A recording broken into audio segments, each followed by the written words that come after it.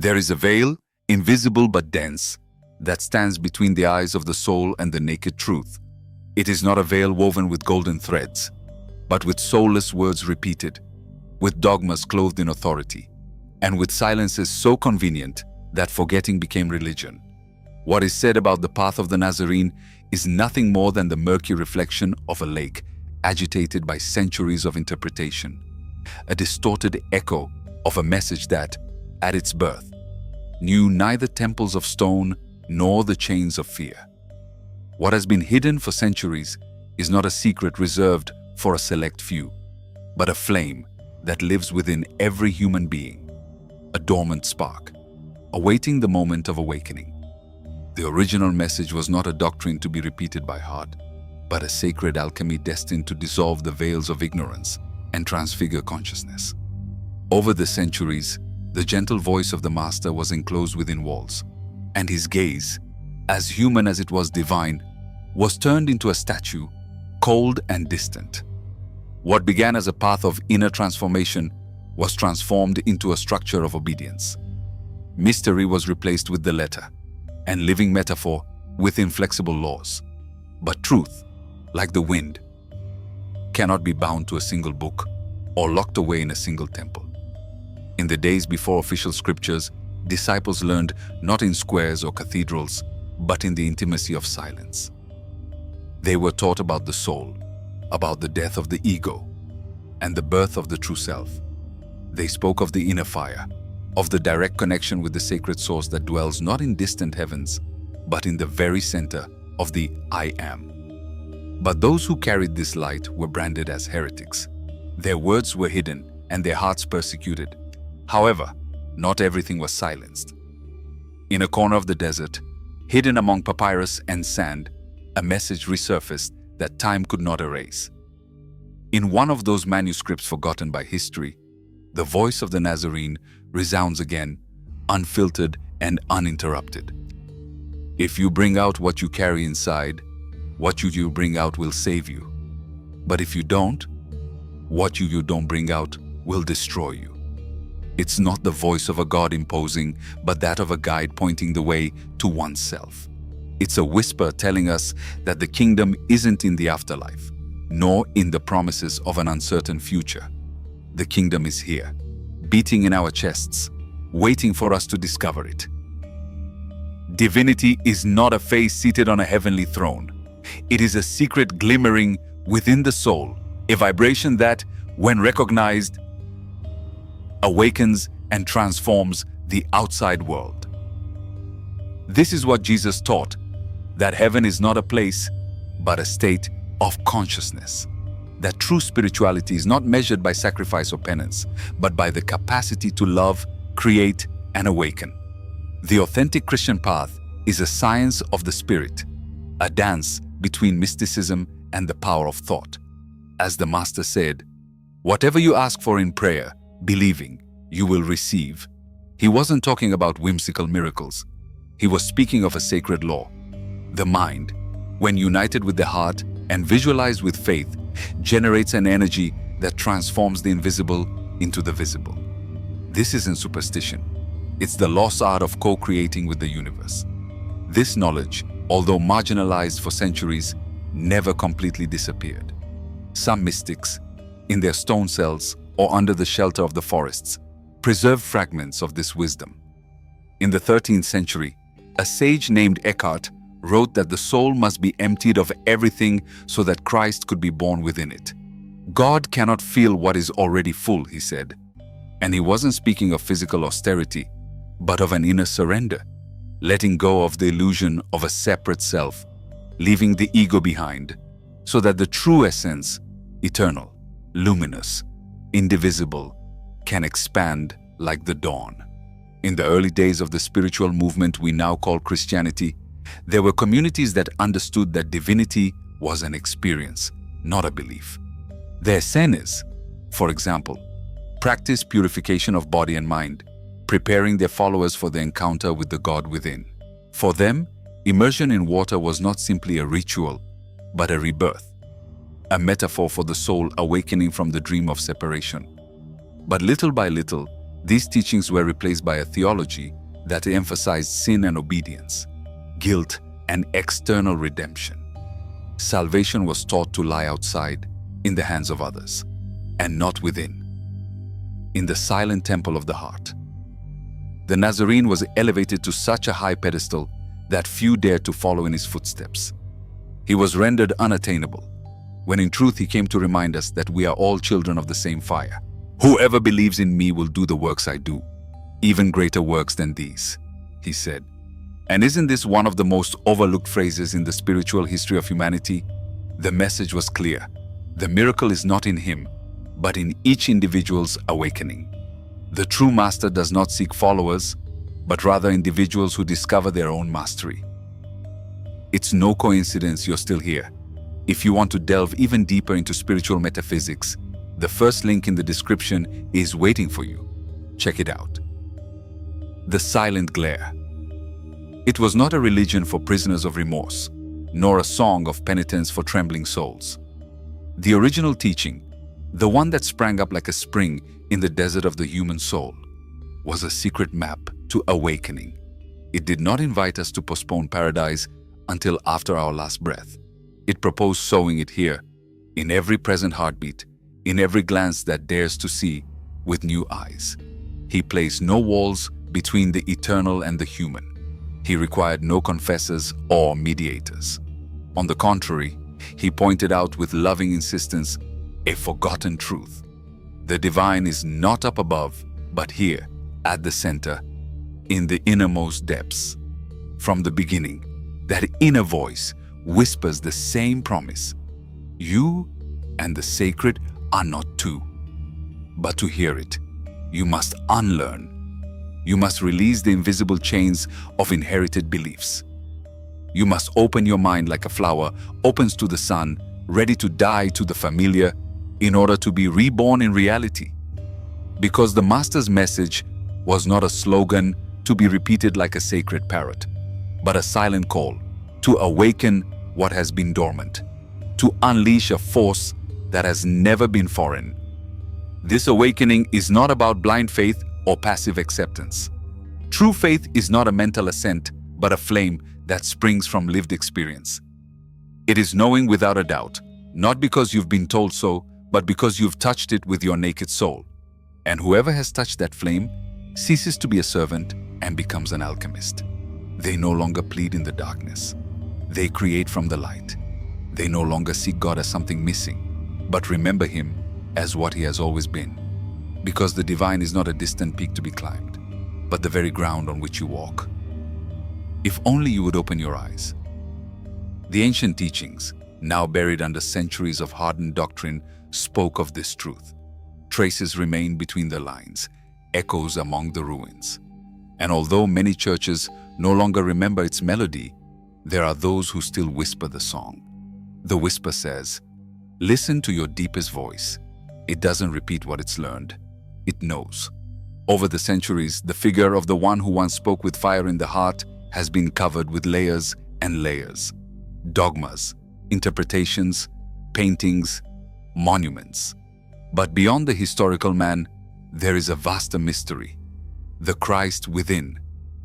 Not a name, not a person, but a sacred frequency that dwells in the hearts of all beings, silently awaiting its time to blossom. This fire belongs neither to an age nor to a nation. It burns in the invisible, at the very center of the soul. The sages of the ancient Nile knew this, speaking of a solar principle descending into the soul as a reflection of the eternal. The rishis of distant lands sensed it, intuiting it, naming the Atman, the higher being, identical with the all. And it was remembered by the one who said, "The kingdom is within you." It wasn't a metaphor, it was a key. The mystics, those mad saints who dared to look within, understood that the birth of Christ is not an event of the past, but a miracle that can happen within you. Not in a cave under a star, but in the secret temple of your breast, when you empty yourself of pride and become humble like the dawn. And a forgotten text, silenced for centuries, dared to say it bluntly. Do not call man Christ. Christ is the light that lived in him. It is not a question of worshipping a figure, but of embodying his state. Because Christ is not a character. He is a level of consciousness, a profound awakening that dissolves masks and allows love to express itself without limits. It is the moment when you stop reacting out of fear or scarcity and begin to act from the certainty that everything is connected and that love is not a virtue. It is the only reality. In an ancient village, lost among the dreams of the East, it is said that a child was born capable of remembering all his previous lives. His gaze was as serene as the moon, and his words perplexed the local sages. He spoke of invisible rivers that flow between the ages, and of a sacred fire that sustains all. One day, gazing at his reflection in a still lake, he understood. He understood that it wasn't his body, nor his thoughts, nor his story. It was something vaster, something that was never born and will never die. His teacher, looking at him, said in a low voice, "You have seen the Christ in you. Now you must face him." Because the real challenge isn't recognizing divinity. It's living it, incorporating it into every action, breathing from it, choosing from it, loving without masks, forgiving without debt, creating without fear. The inner Christ is not an idea, it's a vibration. It is the transformation of ordinary consciousness into luminous consciousness. Those who awaken it no longer walk as victims of fate, but as co-creators of the universe. Many have reached that state, but their names are not heard on the altars. Because true awakening doesn't need a microphone. Only silence, surrender, and courage. Are you willing to awaken the fire that sleeps within you? So don't look in stone temples. Don't wait for signs in the sky. Close your eyes. Look within. There, where the oldest question beats, the true path begins. The fire that names the world. There was a time when wise men did not write treatises or found schools.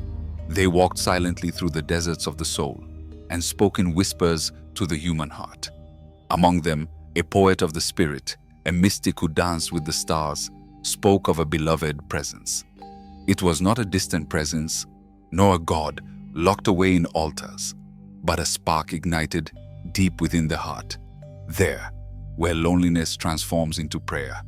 Saint John, a pilgrim of the soul in the dark night, understood that one does not reach God through shouting, but through the dissolution of the self.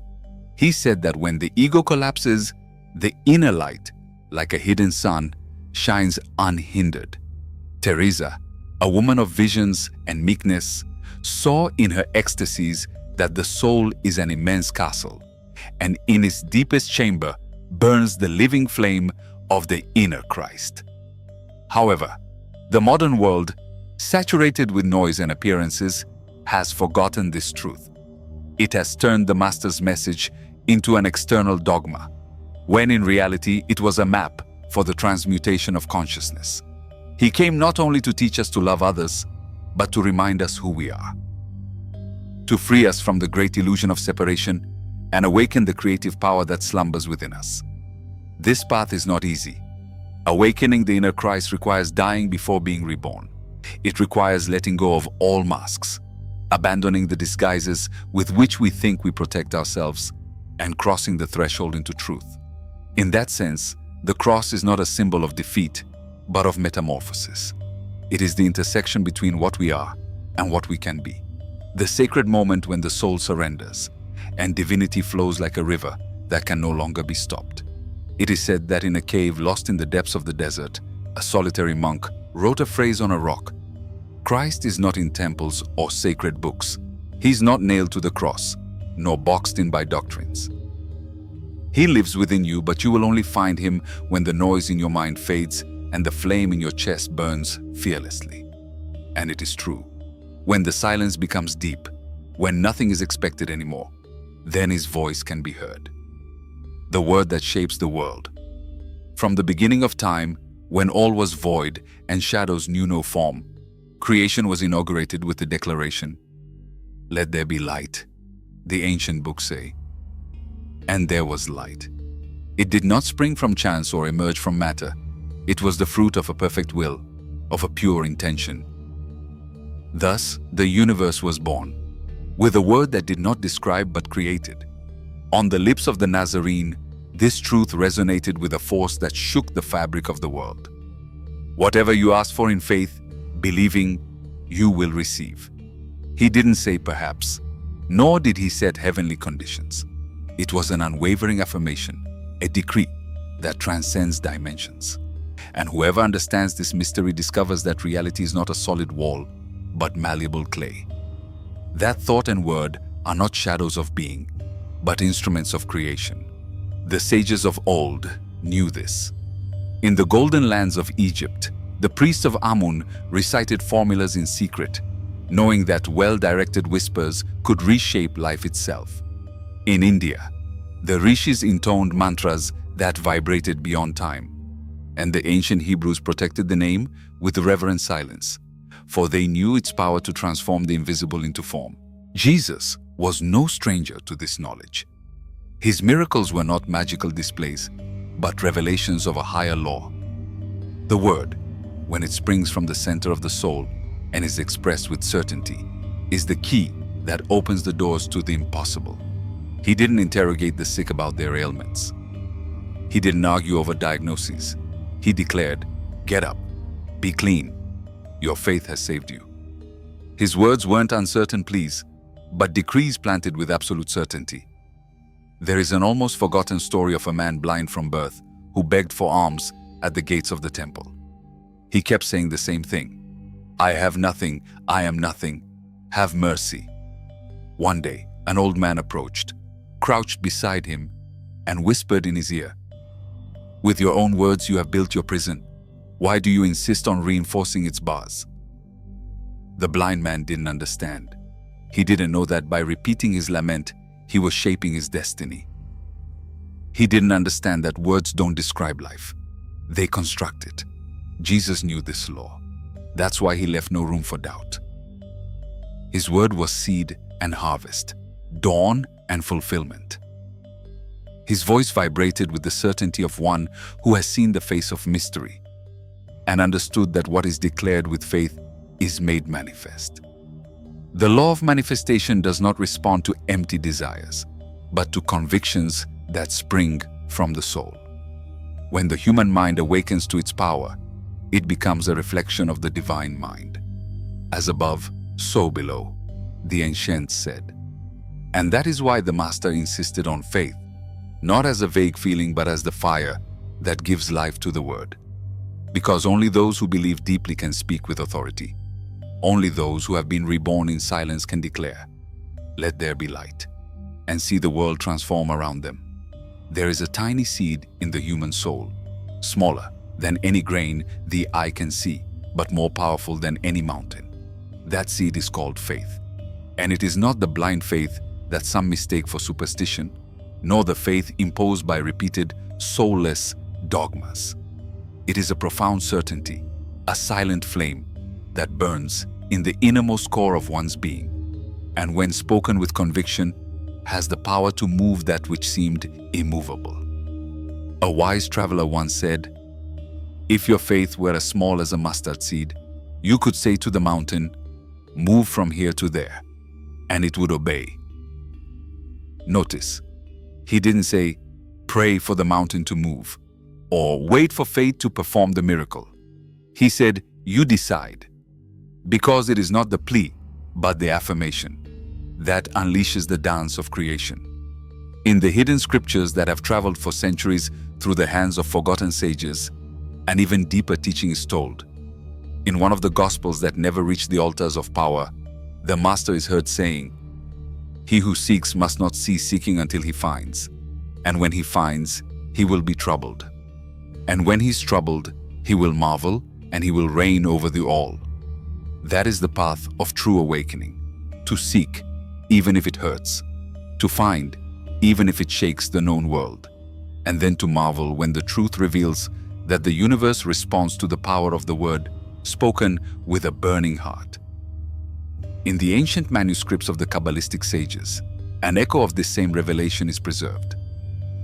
The universe is a mirror that reflects the vibration of our soul. Nothing arrives from outside without an internal cause. There is no destiny that has not been invoked by the thoughts we cultivate and the words we throw to the wind. What is named with certainty becomes flesh. What is affirmed with love becomes home. The true master never taught resignation. He didn't ask us to bow our heads in the face of pain, nor to accept scarcity as divine will. On the contrary, he urged us to transform matter with the power of conscience. "Rise," he said to those who could not walk. "Be clean," he said to the sick. "Your faith has saved you." And he never wavered. His words were not uncertain pleas, but decrees born of an unshakable certainty that human beings, upon awakening, can shape their reality as a potter shapes clay. The law of manifestation is not fueled by empty desires, but by firm convictions. The awakened mind, when it recognizes itself as a reflection of the creative mind, becomes a sun that can shape inner galaxies. "As above, so below," said the ancients. What is spoken from the soul is reflected on earth. That is why the master insisted so much on faith, not as a passing emotion, but as the fuel that ignites the spark of creation. And maybe, just maybe, the act of creating didn't end at the beginning of time. Maybe that voice that said, "Let there be light," continues to resonate in every corner of the cosmos. And maybe, every time a human being bravely declares their truth, they participate in that eternal act. So, the real question isn't whether you can change your life. The question is, what words do you choose to create your world? The secret of I am. There was a time when humanity understood the power of sound, not only as a means of communication, but as a vehicle of creation. The most ancient civilizations knew that what is said with certainty not only conveys ideas, it transforms reality itself. It was no coincidence that the ancient gods not only named things, but by naming them, they brought them into existence. The word did not describe, it gave life. In the sacred tradition of the desert, among letters that breathe mystery, was a name unlike any other. It was not a title, nor an attribute. It was an affirmation, a revelation. When the prophet asked for the name of the one who sent him, he did not receive a common answer. Instead of a name, he heard an echo that shook the pillars of time. I am who I am. Not a distant divinity, not a separate being, but a presence that affirms its existence with every breath of the universe. The sages of ancient times did not take this name lightly. They considered it a living vibration, a secret key that, when used properly, could open the doors of the invisible. In the schools of occult knowledge, it was said that this name should not be spoken without awareness, because every time a human being said, I am, he or she was touching the heart of the universe. The master, knowing this secret, used it with a certainty that very few have understood. He didn't say, He is the light, or God is the way. He said, I am the light of the world. I am the way, the truth, and the life. I am the resurrection. He didn't speak from the ego, but from unity, from the fusion of the human being with the divine. Because in that I am, there is no separation, no distance between creator and creature, only presence, only consciousness. Every time we say I am, we are sculpting the shape of our existence. If we say I am weak, we weaken our wings. If we affirm I am strong, we fuel the flame that transforms us. But this knowledge was withheld for centuries. In the stone temples of ancient Egypt, initiates spent years in silence before being allowed to speak the sacred words. They knew that whoever speaks, creates, and that every word is a seed planted in the invisible field of the soul. Today we live surrounded by noise, by empty words that forget their power. We have lost reverence for the word, but the universe does not forget, and it continues to respond to those who speak from the truth. When you say I am, do so with awareness, because that simple phrase contains the mystery of the gods and the destiny of the soul. Within it lies the fire of the stars and the key that opens the doors of infinity. We are not just what the world has told us we are. We are what we affirm with an awakened heart. And each word, like a spark, can ignite the entire universe within us. The inner mountain and the nameless name. In the Gospels forgotten by time, those whispered by the wind, into the ears of those who listen with their souls, the Master is said to have uttered a phrase that moved not stones, but hearts. If you tell the mountain to move, it will obey. Not because the word holds a spell, but because whoever speaks from the truth of being does not do so as someone separate from the universe, but as someone who has remembered that they are part of the original heartbeat that shaped the cosmos. An ancient tale that spans deserts and centuries tells of the quest of a man who yearned for the light of knowledge. He walked across scorching sands, fasted on the peaks of the world, and lived in monasteries where the silence was thicker than the air. But the truth slipped through his fingers like water, until one day he encountered a wise man with a timeless gaze. "Everything you seek," the old man told him, "already dwells within you, yet you keep calling yourself by names that are not yours." The seeker, confused, tried to explain. He gave his name, his story, his achievements and his wounds. The wise man raised a hand and stopped him. "No, tell me who you are without mentioning your past, without describing your body or your actions.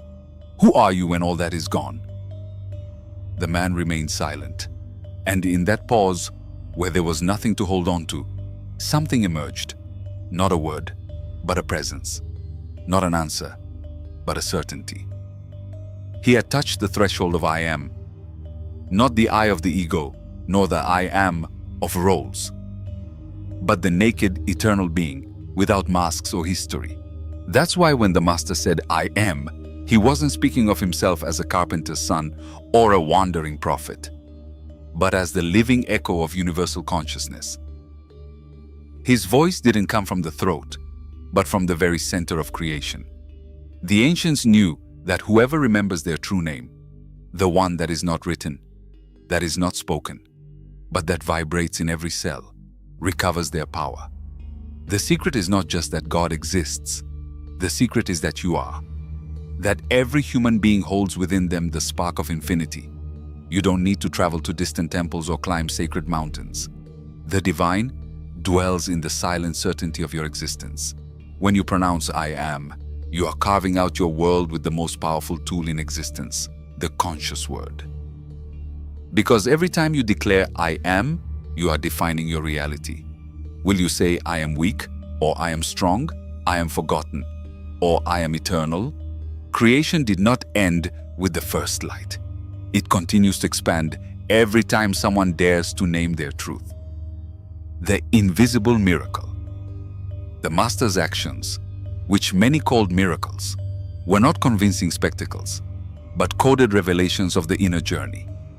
Each miracle was a living metaphor, a symbolic map of awakening. The true prodigy was not the alteration of the physical, but the transmutation of consciousness. It was not about breaking the laws of matter, but about elevating the spirit above illusion. When he turned water into wine at a humble wedding, he didn't simply respond to a mundane need. He showed that the ordinary, if touched with sacred intent, can become divine. In ancient scriptures, water symbolizes the formless origin. Wine, on the other hand, represents the elevated, the mature, that which has undergone the process of transformation. In that gesture, he taught that every human being can transform their raw substance into luminous essence. When he walked on water, it wasn't a feat to defy physics. It was an act to teach that those who have conquered their inner world no longer sink in the tides of fear. The waters represent the unconscious, the emotions that stir the soul. Those who learn to walk on them are not slaves to desire or hostages to anxiety. Peter tried to follow him, but doubt sank him. Because faith is not hope, it is certainty. Only those who affirm their divine nature can stand above the abysses of the psyche. And when he multiplied loaves and fishes, the message went beyond feeding stomachs. Bread is a symbol of spiritual knowledge, fish of divine intuition. The true nourishment was something else: expansion of consciousness, inner revelation. It wasn't about distributing food, but about awakening souls. Those who ate understood with their hearts what the intellect could not explain. Wisdom hidden in simplicity. In the early centuries of the path, before truth was chained into dogma, initiates knew that miracles were languages of the soul. Every sacred story was a door, but not everyone wanted to cross it. Because the most difficult thing is not to see the divine, but to accept it within oneself. It is easier to worship an external figure than to look in the mirror and say, I am. The Master didn't come to found a religion. He came to remind human beings that they could awaken. That they weren't slaves to their destiny, but co-creators of the universe. That within each person there is a place where God is not a distant figure, but a silent voice saying, I am here. And that place is the heart. Not the beating organ, but the invisible temple where the eternal whispers through the silence. Are you willing to listen to it? The secret flame. Rebirth from silence. The ancient guardians of the mystery knew something the world has forgotten. Not all knowledge is delivered in public squares or taught aloud. Some knowledge is born in silence, in the shared gaze between two souls who recognize each other beyond time. That's why, in the early days of the new light, before temples or crusades, initiates used the symbol of the fish not as a religious emblem, but as a secret whisper among those who understood that true nourishment is not given to the body, but to the soul, thirsting for truth. It was a sign of hidden nourishment, of the inner spring that only those who have learned to see with their hearts can access. And in that legacy of living symbols, there is a gesture that transcends even matter, the call of a soul sleeping in the cave of oblivion. In the story of the Master of Light, not a miracle worker, but an awakener of consciences, there is a scene where he calls to a man who had been trapped in the shadow of death for 4 days. His body already exhaled the scent of decomposition. His being had descended into the regions of lethargy, where memories fade like mist. And yet, the Master did not plead with heaven, nor did he ask the stars, nor implore the gods. With a firm voice, with the certainty of one speaking from the source, he simply said, "Return." That act was not a spectacle. It was a coded teaching. It tells us that every human being, even those who have descended into the depths of oblivion, can be reborn. That no abyss is so deep that the light cannot reach it. That every fall carries within it the seed of return. The sages of old spoke of the art of dissolving the false and rebuilding the eternal. They called it solvagula, an internal alchemy where the mask breaks and the soul emerges naked, like a new flame. Each gesture of the Master, turning water into wine, restoring sight, raising the sleeping, were not celestial tricks, but signs of a process that every seeker can undertake. The journey from clay to gold, from fear to love, from oblivion to divine memory. In a monastery tucked away among mist-shrouded mountains, a monk once wrote on a worn scroll, "The miracle is not changing the world, but the eyes with which you see it." He who looks with purity sees eternity where others see finality, and gold where others find only mud. Perhaps that has always been the greatest miracle, a transformed gaze. But for that gaze to awaken, there must be balance. There must be fire and water, heaven and earth, word and listening. And on the path of the inner Christ, the one that does not belong to a religion, but to the eternal dance of the soul, there was a woman who walked beside the Master not as a disciple, but as a reflection. Her name has been covered by the dust of the centuries, deformed by those who did not understand her role. She was known as Magdala, the tower, the one who sustains and watches, the one who anchors and reveals. She was not only a witness to the cross, nor the first to see the empty tomb. She was the bearer of the invisible flame, the guardian of forgotten wisdom. While men debated laws and hierarchies, she preserved the words spoken without a voice.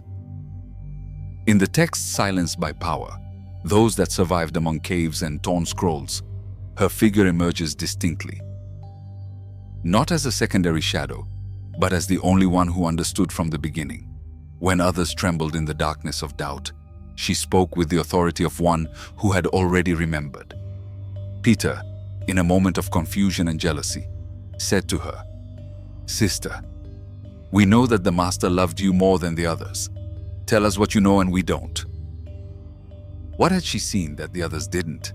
What words echoed within her that couldn't be understood by sleepy ears? Those who knew the art of the invisible called her the companion of the Redeemer. But they didn't mean a physical union, but rather an intertwining of souls. For them, Christ was not a figure of the past, but a spark that burns in all hearts that dare to awaken. The Master was the bearer of that flame, Magdala, his mirror. She didn't just listen to his teachings, she embodied them.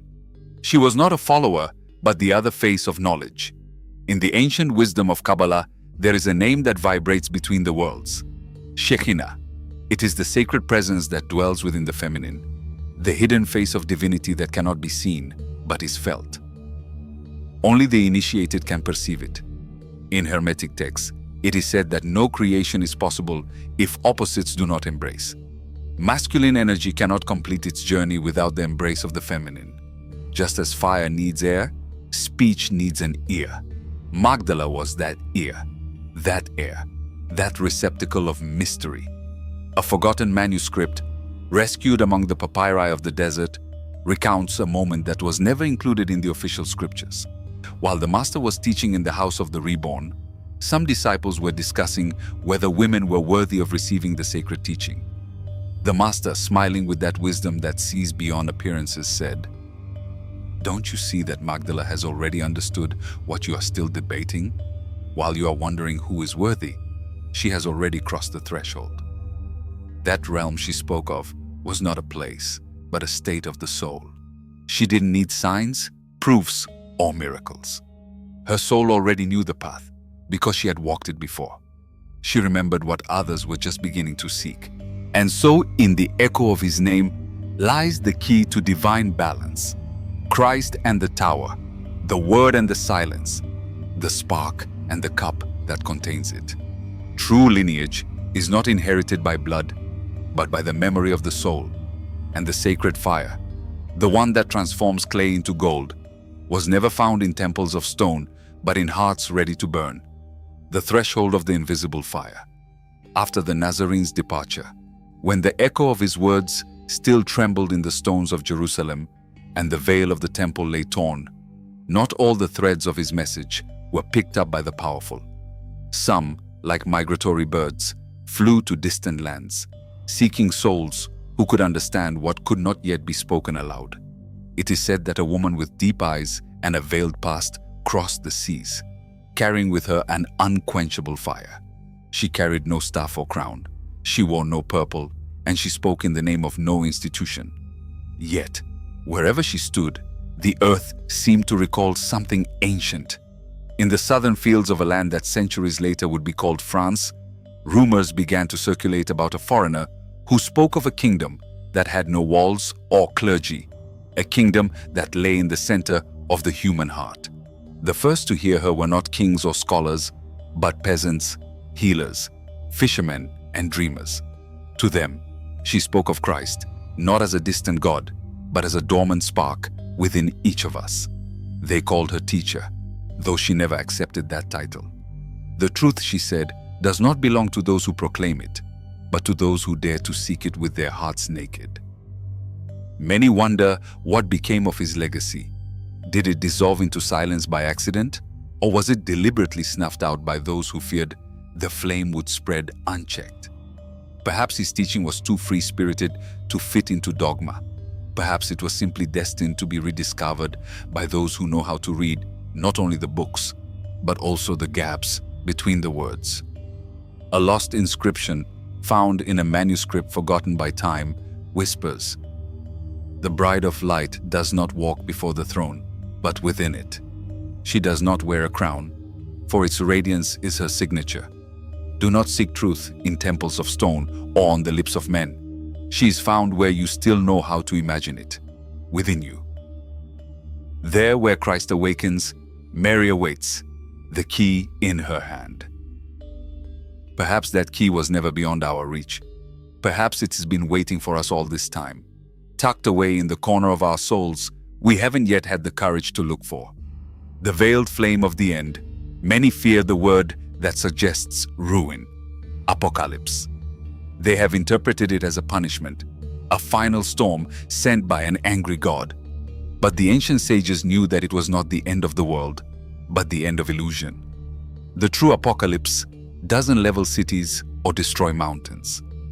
It unfolds in the inner landscape, where the walls of falsehood fall, and the fog that covers the soul begins to dissipate. The word, in its Greek root, means revelation, the act of lifting the veil that hides the essence. It is not the death of the body, but the awakening of the spirit. The visionary of Patmos, the one who contemplated ineffable symbols on the island of exile, wrote not to frighten, but to guide. His text was a compass intended for those who felt that the material world could not be all that exists. The 7 trumpets, the seals, the horsemen, the fall of Babylon, the dragon, the woman clothed with the sun. These were not external facts, but reflections of the inner process experienced by every soul who dares to seek the light. Because every spiritual ascension begins with a storm. You don't reach the summit without first crossing the darkest valley. This was well known to the alchemists, who called this stage the nigredo, the dissolution of the mask, the descent into chaos, the night in which all certainty dissolves. It is in this abyss that the ego crumbles, where desire loses its throne, and where the mind, freed from its chains, begins to remember. In this symbolic language, Babylon is not a city with stone towers, but a condition of the soul trapped in the spell of ambition, vanity, and attachment. Its fall is not a tragedy, but a beginning. Like a seed that must be broken for life to emerge, so too must the false self fall for truth to be born. The story of the disciple and the fire, an ancient tale, guarded like a jewel by the guardians of the unseen, tells of a young man who approached his master and said, "I want to wake up. I long for the truth." The master, who had in his eyes the reflection of many suns, replied, "Are you willing to let everything you believe collapse?" The young man hesitated. "If the truth is beautiful, I will accept it." The master shook his head gently. "The truth is not what you expect. It is fire. First, it will consume you. It will turn your certainties, your identities, your attachments to ash. Only then, from the rubble, will you see what has always been there. That fire is the true apocalypse, not one that destroys the world, but one that purifies the soul. An inner fire that leaves no stone unturned, but reveals in the ashes the eternity we had forgotten, the transformation of the soul, and the dance of the adversary in the vast temple of mirages, where souls confront their most feared reflection. The most ancient and sacred battle takes place. The duel between what we were and what we are destined to be. The horsemen once seen as harbingers of divine punishment are nothing more than the incarnations of karma, echoes of past actions returning to purge everything that hinders awakening. They are flames that ravage the withered fields of the soul so that the seed of a new truth may sprout. The great dragon pursuing the woman clothed with the sun is not an alien monster, but the final shadow that every spiritual traveler must face before crossing the threshold of redemption. She, the hidden feminine figure in so many sacred tales, does not fall. She is protected by invisible forces that operate beyond what the eyes comprehend.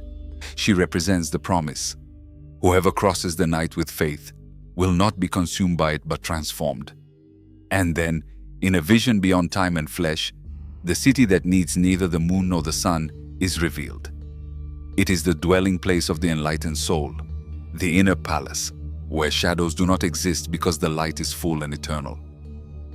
It is not a place on a map, but a state of consciousness where the soul returns to its source, having completed the cycle of descent and return. The sages of old, those unafraid to look beyond the veil, taught that creation is an act of forgetting, followed by a dance of remembering. The soul descends, becomes covered in mud, forgets its stellar lineage. But deep within it remains a longing, a spark, an invisible compass that guides it back home. This journey is not easy. It is strewn with trials, storms, and mirages that seek to derail the traveler. But those who do not give up, those who choose love over fear, reach the end of the path. And in the end, they find not something new, but something eternal. The light that has always awaited them within. On a scroll buried under centuries of sand, a phrase was found that sums up this journey. Do not fear the end, for it is not an end, but the dawn of what you always were. Perhaps we are not waiting for the apocalypse. Perhaps we are already immersed in it. And the only question that matters is, are we ready to wake up? I take this moment to tell you that if what you see resonates with you, in the first link in the description, you will find much more material to continue learning. The inner adversary and the true fall, the feared figure, whom so many have called Satan, doesn't wear horns or wield a trident. He doesn't inhabit subterranean hells or hide behind occult rituals. The true adversary is that intimate, subtle voice that whispers doubt, fear, and separation. It is not an external entity, but the shadow of the ego when it has forgotten where it comes from. The much talked about fall was not that of a rebellious angel cast from heaven, but that of the human being who, upon being born into this world, forgot his essence. Since ancient times, the conflict between light and darkness, between order and chaos, has been narrated. But very few understand that this battle does not take place on a distant cosmic plane, but on the intimate altar of the heart. In Christian tradition, Lucifer is the bearer of light who, in his pride, is cast into the shadows. In the Sufi vision, he is the one who refuses to bow down before man, being punished for his fidelity to the Creator. And in Gnostic texts, we speak of the demiurge, a blind architect who forges a material world, believing himself supreme, trapping souls in the prison of illusion. All these stories, so different and yet so similar, point to a single truth. The fall is the forgetting of who we really are. It is the moment when consciousness identifies with the body, with thoughts, with possessions, believing itself separate from the whole. The ego, at its root, is not evil. It is a tool, a vehicle, an instrument through which the soul experiences duality. But when it forgets its role and proclaims itself king, when it takes the helm of the soul, it becomes the true adversary. The word Satan comes from the Hebrew word ha-Satan, which doesn't mean demon, but rather one who opposes. It is any force that resists spiritual growth. Jesus understood this during his retreat in the desert. For 40 days, he confronted not an external entity, but his own thoughts, desires, and temptations. The voice told him, "Turn these stones into bread," appealing to his desire for comfort and power. Then, throw yourself in. The angels will sustain you, tempting his need for validation. Finally, kneel, and all this will be yours, seducing him with control and supremacy. But he didn't fight that voice with violence, but with truth. He didn't deny it, but he didn't accept it either. He simply pushed through it. In the hidden writings of the desert, it is said that before birth, the soul passes through 7 portals. At each one, a veil is placed over it, that of forgetfulness, that of desire, that of fear, that of separation. And when it arrives in this world, it believes itself to be an isolated being, alone, surrounded by enemies. This is the true fall, the illusion of separation, the blindness to unity. But if forgetting was the fall, then remembering is redemption. It's not about destroying the adversary, but about understanding that it has always been a shadow projected by our mind. It's not about denying the ego, but about integrating it, putting it at the service of the soul. Awakening is not a war between good and evil, but an act of remembrance. Remembering that we are light, even when we go through the darkest night. Remembering that there is no enemy more fearsome than ignorance, and no salvation more luminous than self-knowledge. Because in the end, the only hell is living in oblivion, and the only heaven is returning home. The number and the prison of form, In the ancient teachings of the sages of silence, a haunting phrase was whispered. The adversary is divinity observed through the veil of fear.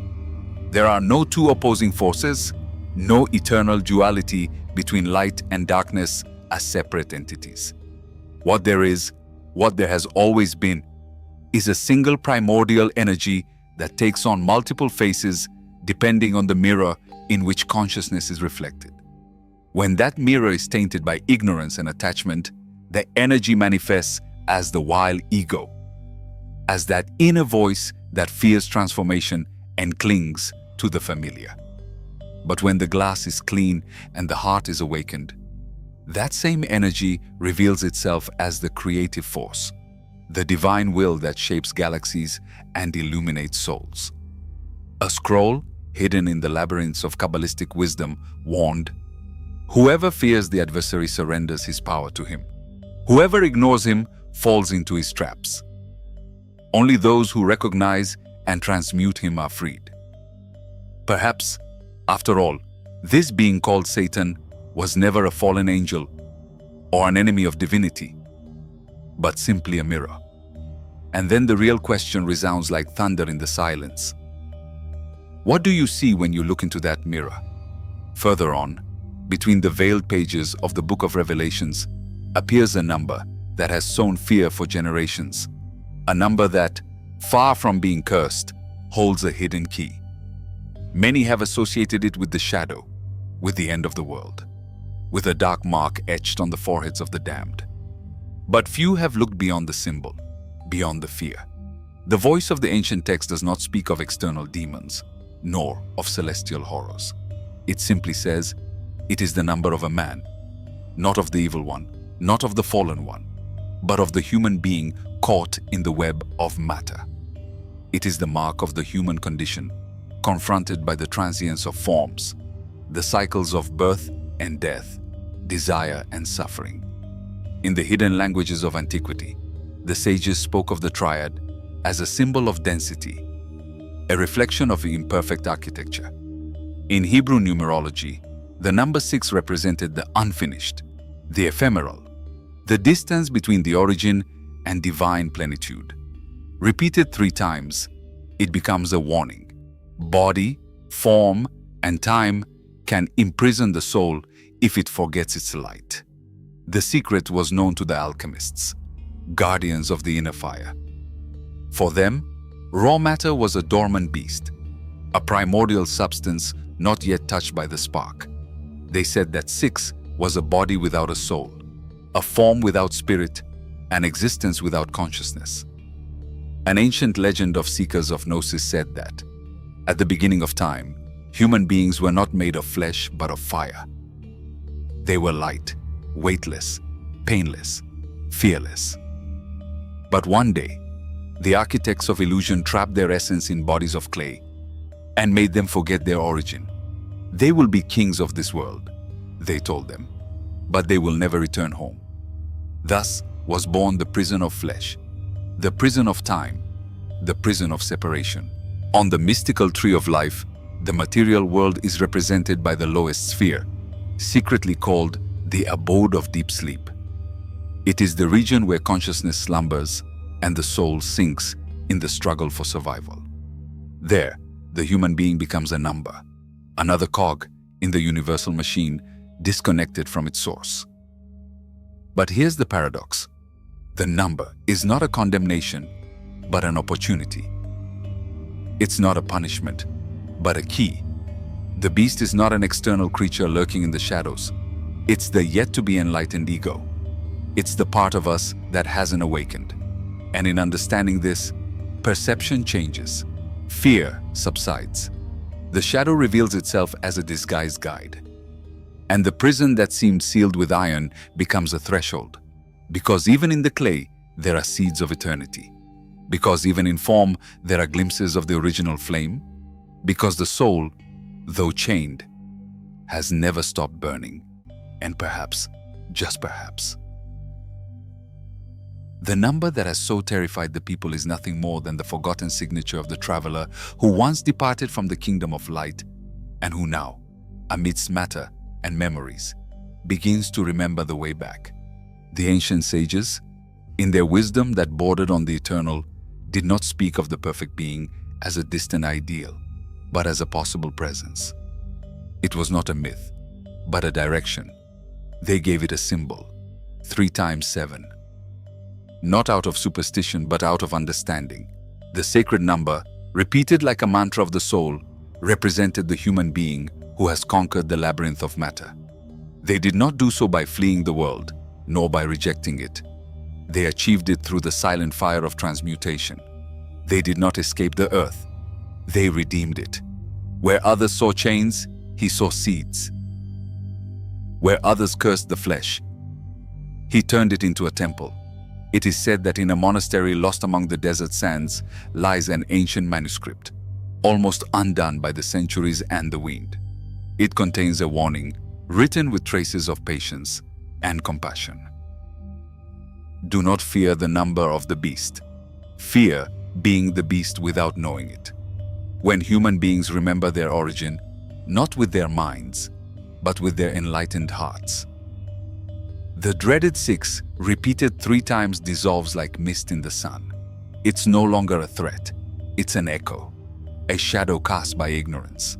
The real question was never, who is the beast? But, how to escape its prison. The ancient rites of initiation were not empty metaphors, nor ceremonies for show.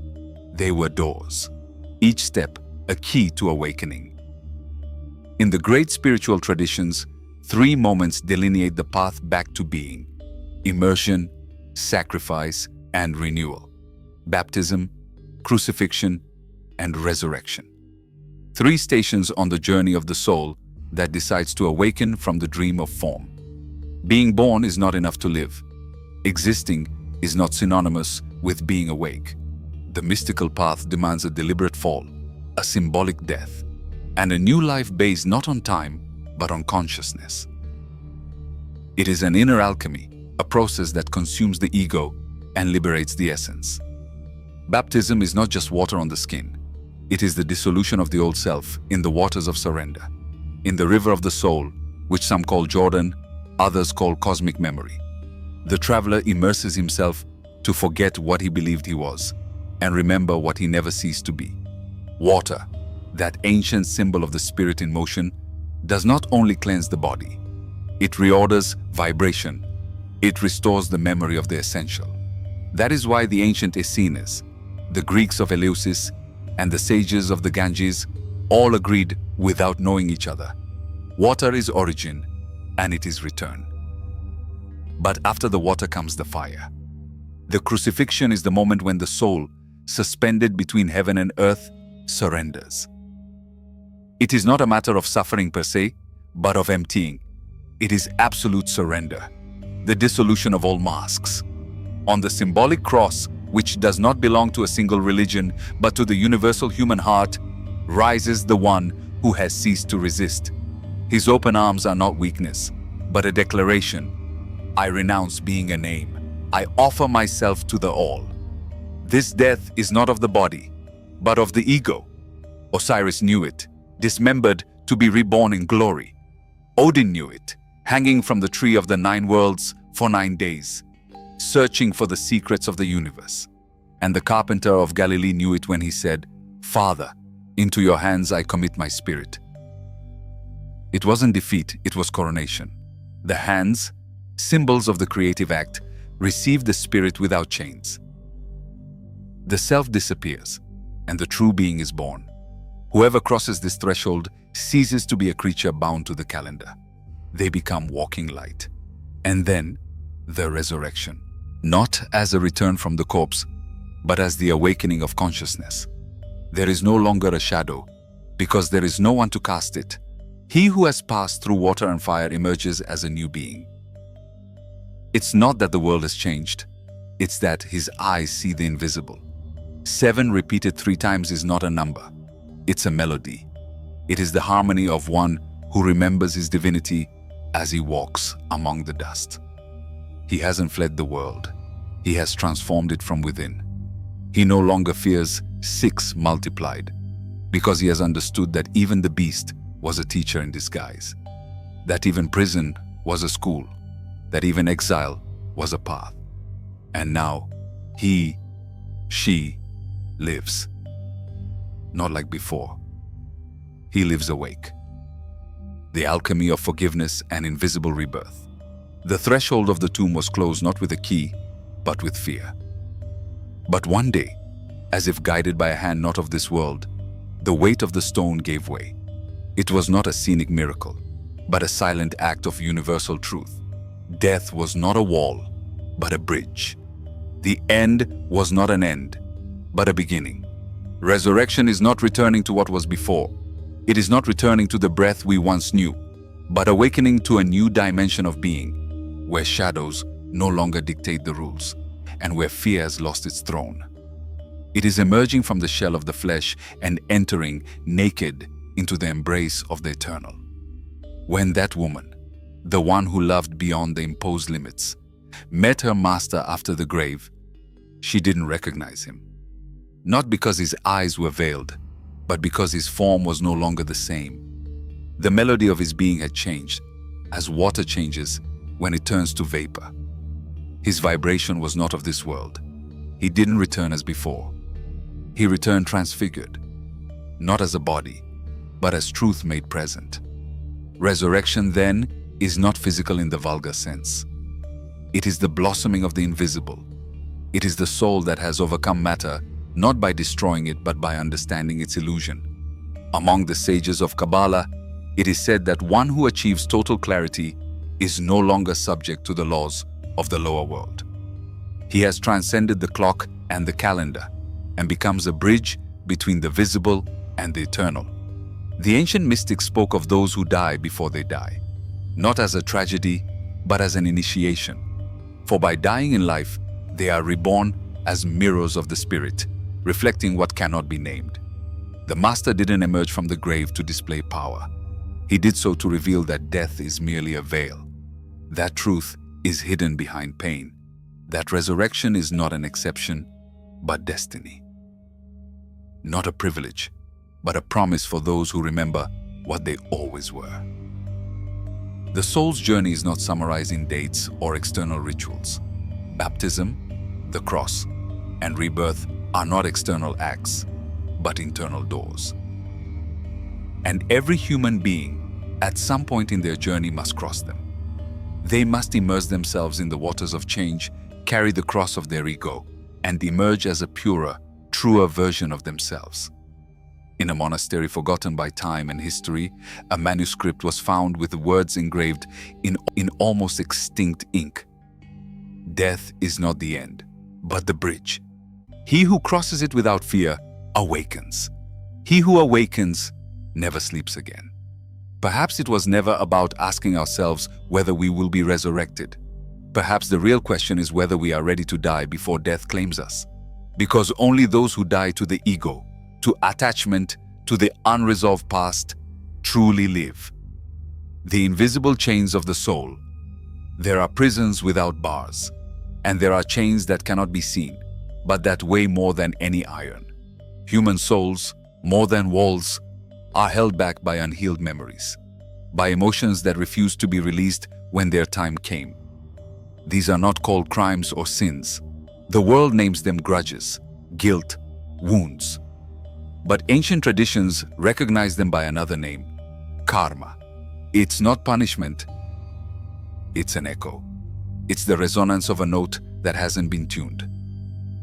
It's life repeating the unlearned lesson, with new faces, but with the same message. For the sages of the East, karma is the law of cause and effect. There are no judges in this court, because every action carries its own destiny. For those who follow the path of Buddha, karma is the mirror of the soul, reflecting in each life what was not healed in the previous one. And in the deepest teachings of the Master of Galilee, forgiveness was not a matter of moral duty, but the only path to true freedom. Forgive us our debts, as we forgive our debtors. It's not an empty plea. It's a hidden principle. It doesn't say, absolve without condition, nor does it say, take away the pain without changing anything. It says that the forgiveness we receive is intertwined with the forgiveness we give.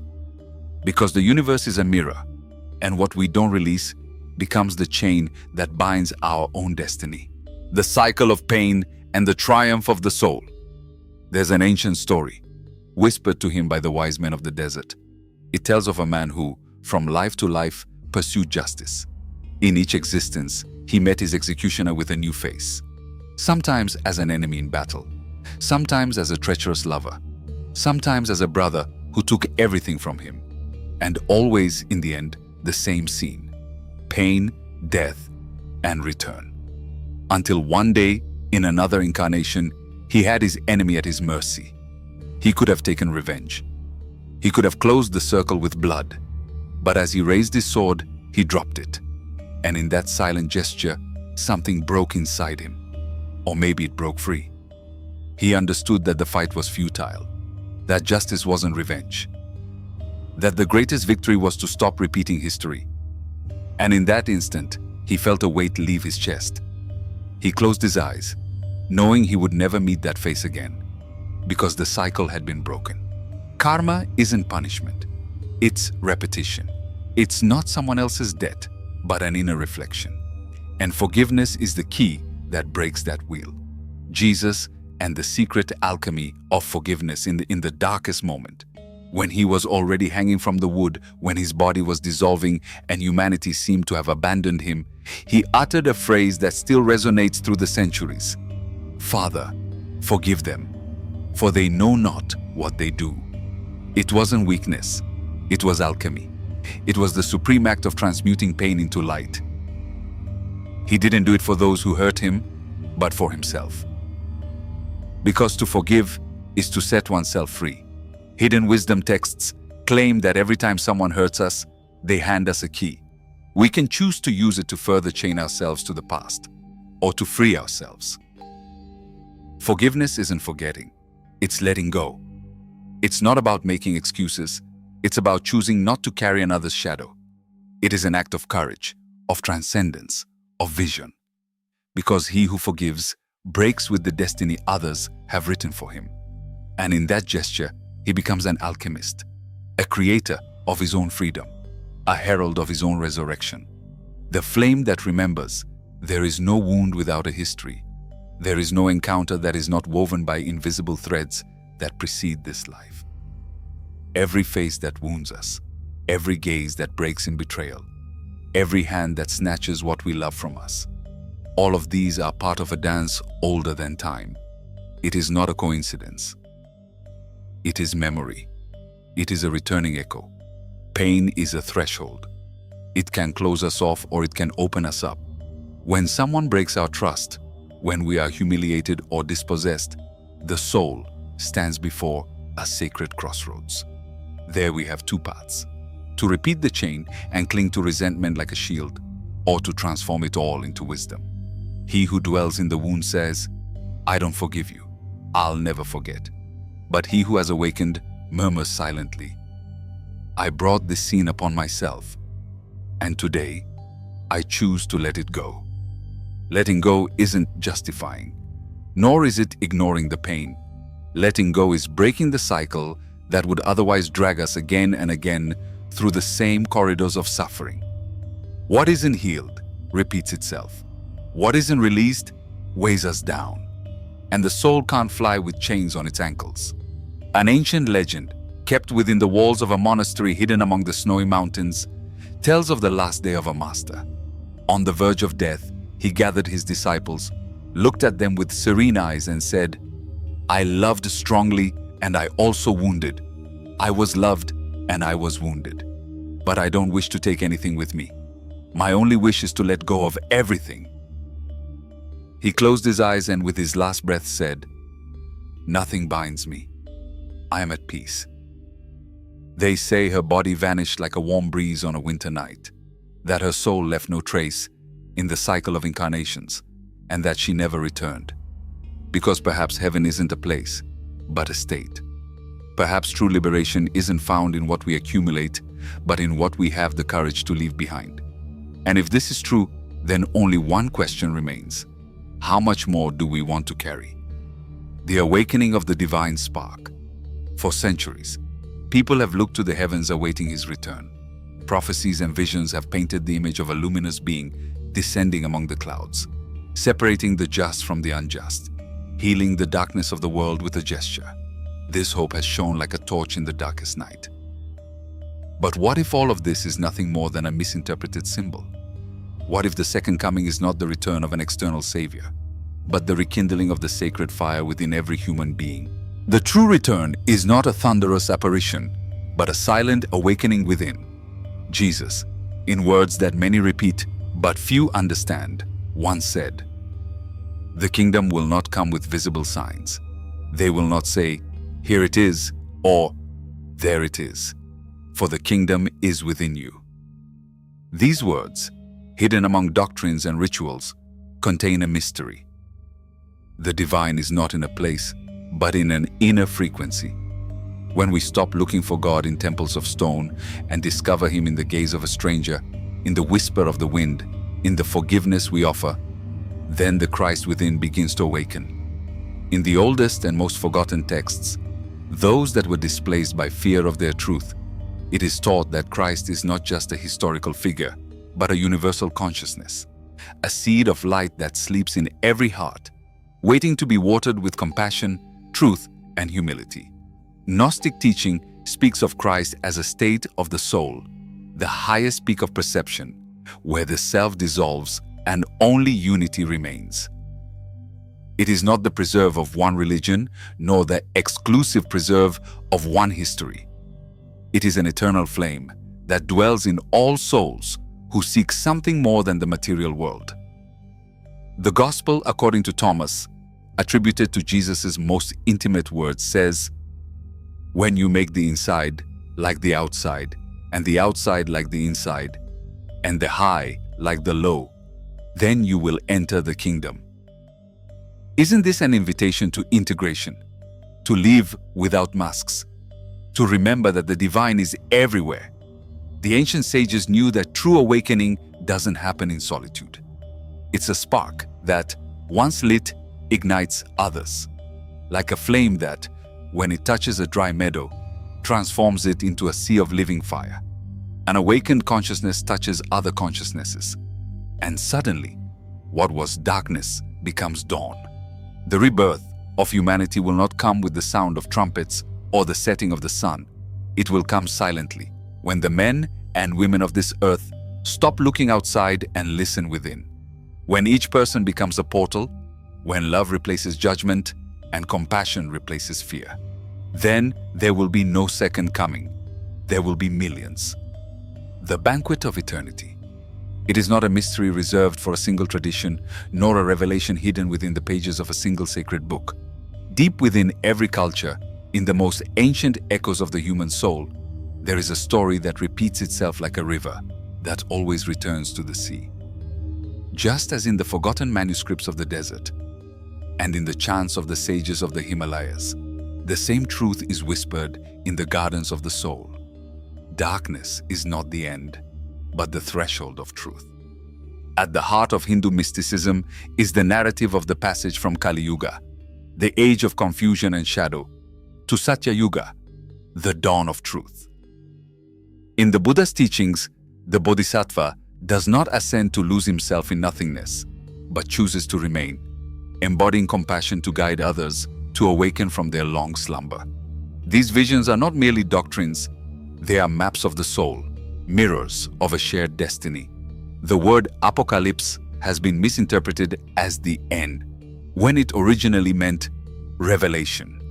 It is not the roar of the heavens collapsing, but the whisper that falls like dew upon the willing heart. It is not the end of the world, but the end of the veil. When Jesus said we would be changed in the twinkling of an eye, he wasn't speaking of a cataclysm, but of an inner turning, a change of vision, the moment when one remembers who one truly is. The sages of ancient times knew that humanity is not condemned to darkness, but rather asleep in a mirage of separation. There is no distance between us and the sacred, except the one we weave with our own doubts. The so-called second coming will not be heralded by trumpets or rifting clouds, but by the inner heartbeat that says, "I have returned, for I never left." An ancient Tibetan legend tells of a monk who, aged by time and hope, fervently awaited the return of his master. He had heard that his return would bring with it lost wisdom and the end of suffering. But the years passed like leaves carried by the wind, and no celestial face descended from the heavens. One day, on the top of a silent mountain, while meditating, the monk had a vision. He saw the face of the master in every human being, in the clear gaze of a beggar, in the carefree song of a child, in the cry of a mother. And then he understood. The master would not return because he had never left. He was always present, waiting for the disciple to open his eyes.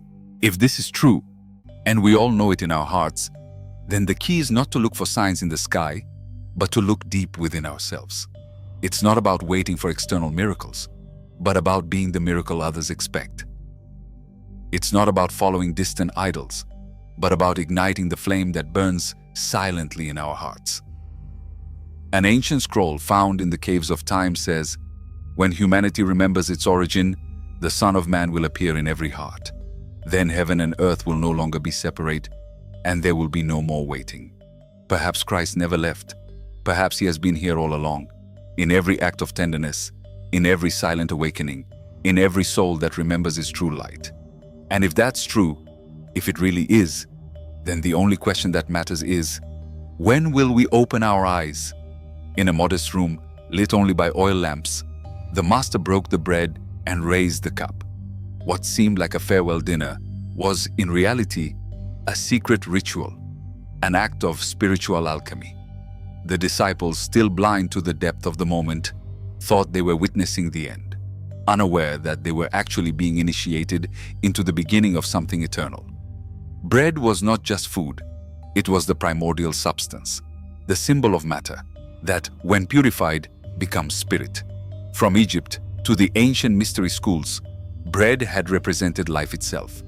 In the desert manna, in the Eleusinian mysteries, on the altars of the ancient gods, bread was always more than wheat.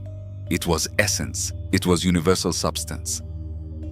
When the master said, "This is my body," he wasn't speaking only of his flesh, but of the invisible structure that sustains the universe, of that spark that inhabits everything that breathes. It was the language of the soul, speaking in symbols, knowing that only the pure heart could understand. And wine? Wine was the inner fire. In the ancient rituals of Dionysus, it was drunk to cross the threshold of the everyday and enter into communion with the divine. In the tradition of Kabbalah, wine flows as energy from the higher spheres to the human heart.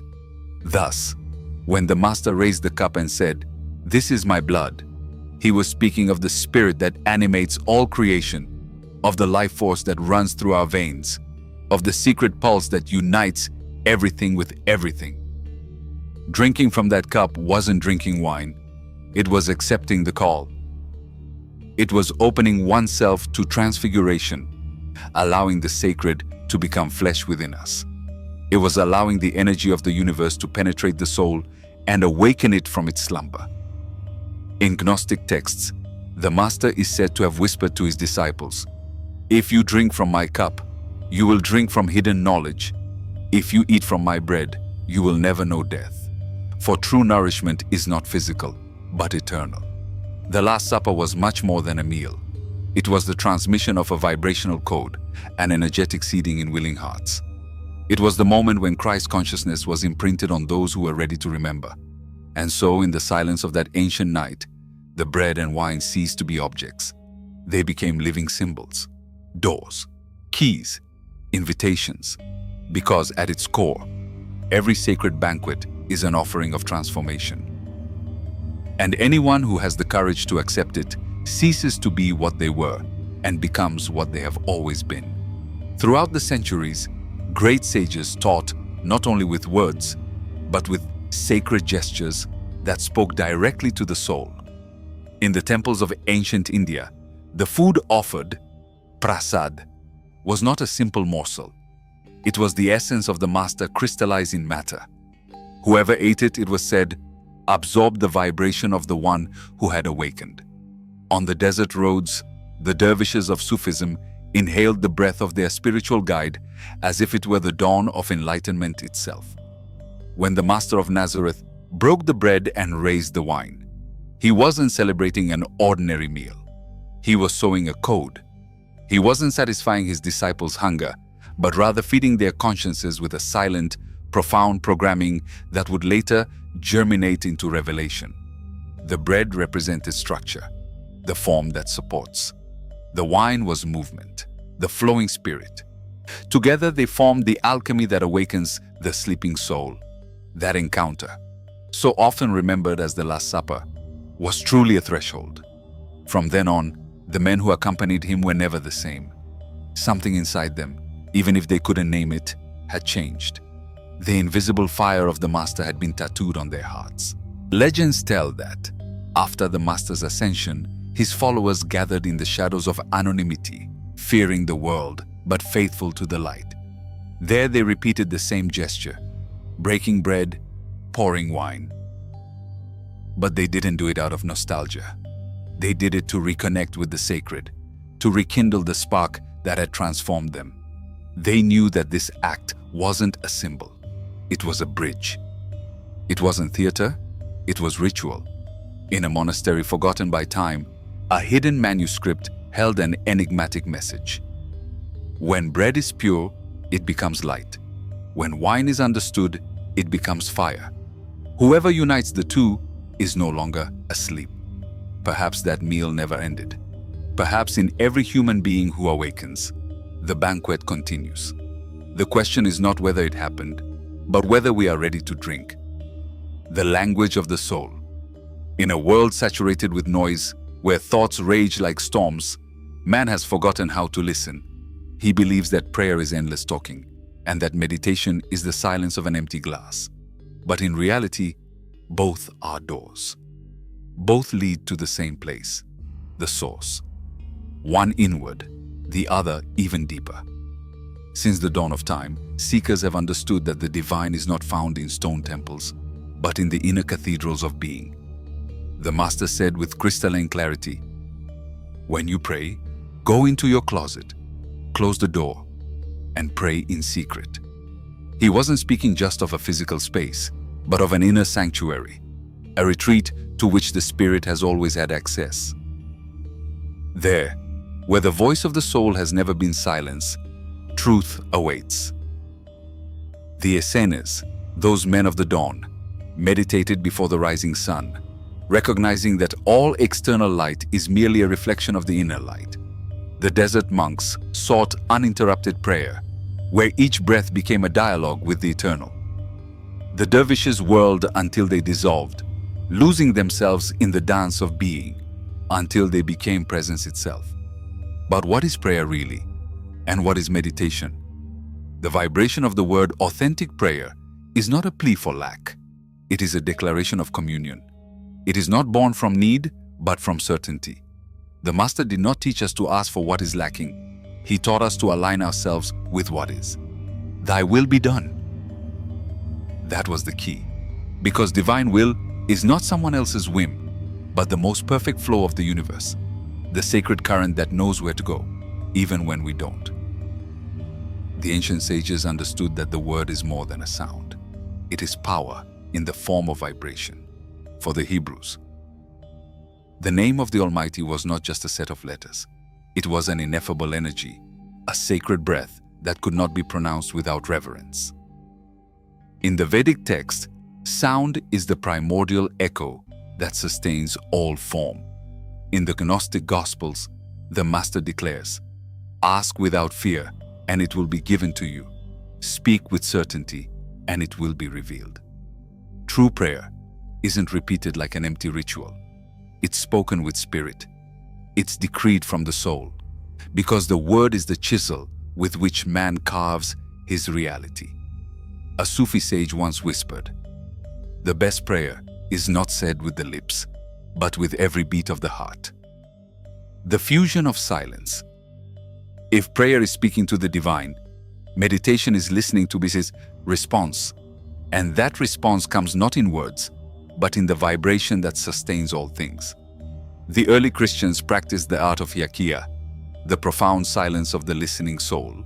In the mountains of India, rishis sat in contemplation until they shed the self and merged with the all. In the Tao tradition, it is stated that whoever achieves stillness becomes a reflection of the universe. The master also retreated to the desert. He distanced himself from the crowds, seeking the invisible embrace of the source. He spent entire nights in communion with the unnameable, because contact with the divine is not a one-time act. It is a state of being. The monks of the Himalayas speak of a mountain where the wind makes no sound. There, in that absolute silence, they have heard something that no language can describe. The bridge prayer and meditation are not opposites, but complementary.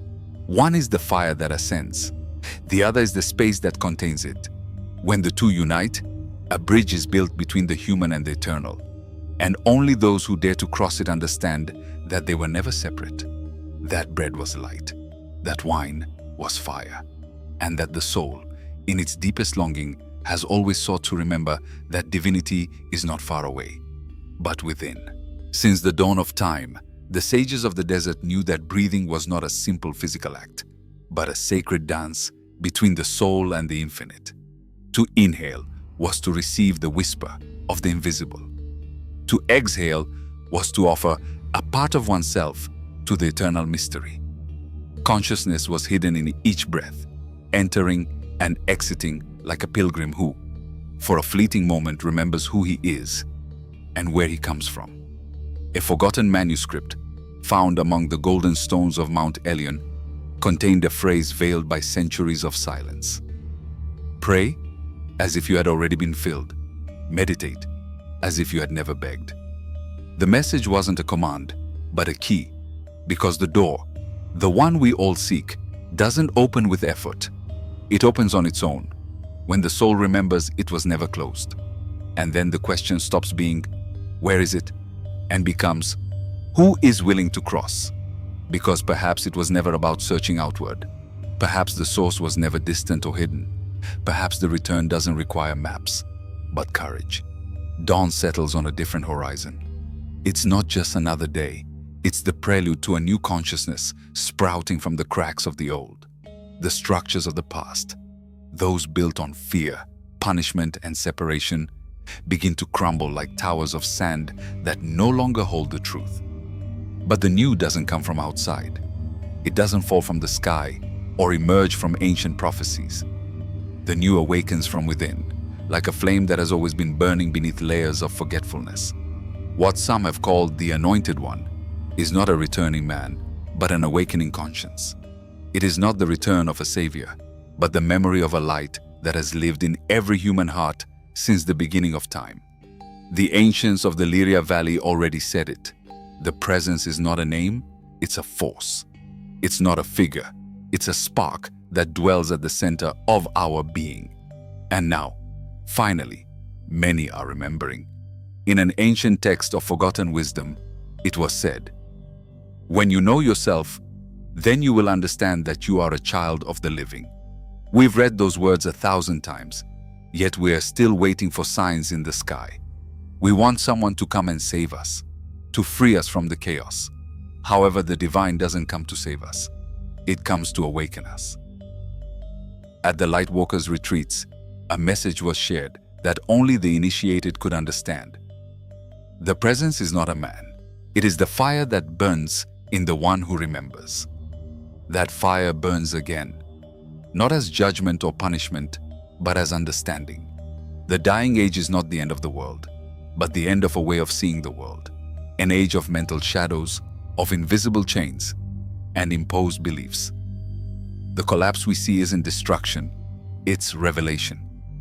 In this revelation, the light awakens in hearts that no longer fear, and in minds that understand that the divine was never separate. It's no longer about religions or rituals. It's about unity. In the tales of the lineage of the Dawn Sages, they spoke of a new cycle, an era in which humanity would remember that everything is interconnected, that there is no separation between you and the tree, between your laughter and the breeze, between your skin and the universe. In Eastern tradition, it was said that the enlightened one who was to come was not a single man, but the collective awakening of humanity. This is not a messiah seeking worship, but an inner voice that awakens within each of us, reminding us, "You are the river, I am the stream. If you remain in me, I will remain in you." There are no nations or names that can enclose the infinite. There is no single word capable of containing the mystery, because the sacred belongs to no one. It belongs to us all. The ancient poets of the South tell of a man who lived in waiting. Every day he raised his eyes to heaven, dreaming of the Master's arrival. He didn't allow himself to love, laugh, or cry completely, because his life was on hold, awaiting the great moment. One night in a dream as clear as dawn, he heard a voice. "Why are you still waiting?" He, trembling, replied, "Because they told me he would come." And the voice replied, "Look at yourself in the water." The man looked into a silent lake and saw his own reflection, but it was different. His eyes shone in the sunlight.